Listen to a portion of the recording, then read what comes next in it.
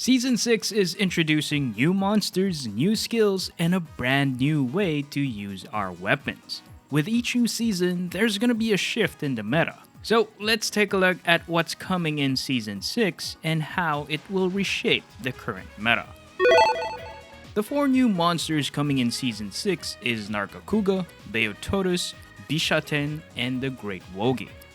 I'm very happy to see that more monsters from Monster Hunter Rise is making their way into Monster Hunter now. Like Bishaten is such a fun and unique monster that throws out fruits that can poison and paralyze you. It can even spin on its tail like a Beyblade. Then there's the Great Rogi, another bird wyvern like Kulu, but this time it spits out poison gas.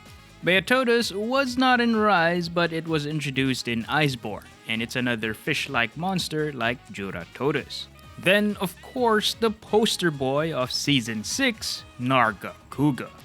I am so hyped to hunt down Narga. It's gonna be fun to counter its continuous string of combo attacks with the lance. Narga is gonna use a lot of fast lunging attacks and deadly tail attacks. Be extra careful when its eyes turn red. But me, I'm not worried.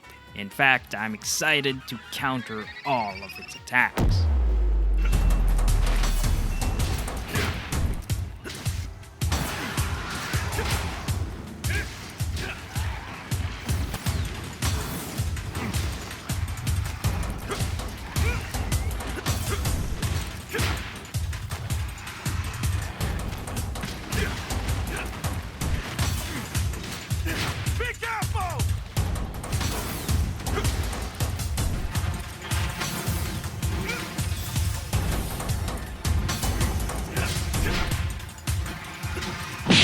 Now I'm sure these 4 new monsters will provide us with a fun and fresh hunting experience, and of course, fun new skills to play around with. I'm very much excited to see what kind of new builds we can make out of them. One of the brand new skills is Final Shot. It will increase the damage of the last remaining ammo or file you got when using the gun lance, charge blade, light bowgun, or the heavy bowgun. This skill will be a very welcome addition to the offensive guard charge blade builds.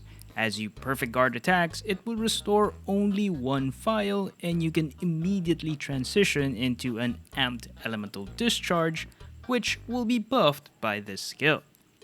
Then for the bowguns, evading reload will pair nicely with this skill.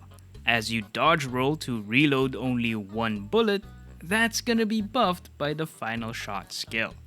Season 6 will also introduce a new skill specifically for our Bonk brothers, the Hammer and the new Hunting Horn. Blunt Force will be buffing the damage of the Hammer's charge attacks and the Hunting Horn's Echo Wave attacks. Then we move on to the more interesting skills in my opinion. One of them is Build-Up Boost. This skill boosts your damage whenever a status ailment buildup occurs when hitting the monster. Pairing this skill with status sneak attack will be a must as it guarantees status ailment buildup at level 5. That's a guaranteed damage buff whenever you hit monsters from behind. And then the final new skill that we're getting in Season 6 is Paralysis Exploit, which increases your damage whenever the monster is paralyzed. It's basically Poison Exploit, but for paralysis. So Gyros Gunlance users, rejoice! This is the perfect skill for you guys. Paralysis Exploit is gonna be way easier to exploit with the Gunlance cause the monster ain't moving. That's gonna make it so much easier to pull off big damage full burst combos with this skill. So as you can see, there's gonna be a huge focus on status effects this coming season. And I'm sure these new skills will make status builds strong meta options. And I like this direction we're heading. Element is no longer the best and only option for damage.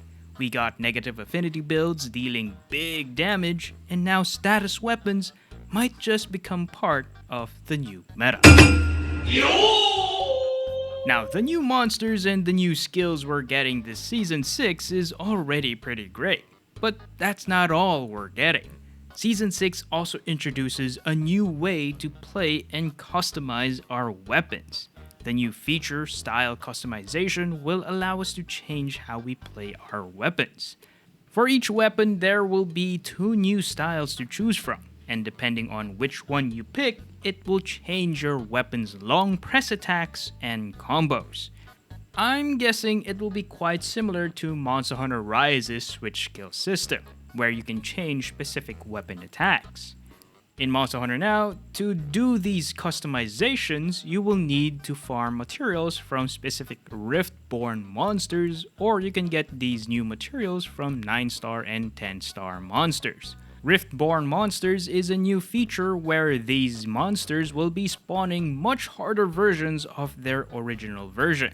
At the start of Season 6, only Baroth, Toby, Jura, Anjaneth, Rathian, and Barioth will spawn as Rift-born monsters, and only weapons crafted from these monsters will be available for customization. Not to mention the fact that only Grade 8 and above longsword, sword and shield, and light bowgun weapons are the only weapon types we can customize. This is a huge bummer, because I don't have Grade 8 weapons from the currently available Rift-born monsters. Luckily, there will be a limited time where the required materials to upgrade these customizable weapons will be reduced. I'll be focusing on upgrading my Rathian sword and shield to see the new style customizations we can do and to test out the new skills we get that buff status weapons. More Rift-born monsters will be introduced down the line, and more weapon types will soon be available for customization in future updates. So we just gotta be extra patient for this one, guys. The new moves we will get for each weapon will certainly be game-changing, which means it's gonna be harder to code, harder to implement, and of course, harder to balance. But this certainly got me more excited about the future updates we will get for Monster Hunter Now. What do you guys think of this new Season 6 update? Feel free to share your thoughts in the comments. Me? I'm just so hyped to fight Narga and to see how game-changing the new style customizations are. We will get more information during the second episode of the official Monster Hunter Now YouTube series, Monster Hunter Now Navi, which will be happening on Wednesday, June 18th, 12 p.m. UTC. But for now, that's all we know. That's it for this one. Thanks for watching, and I'll see you guys in the next one.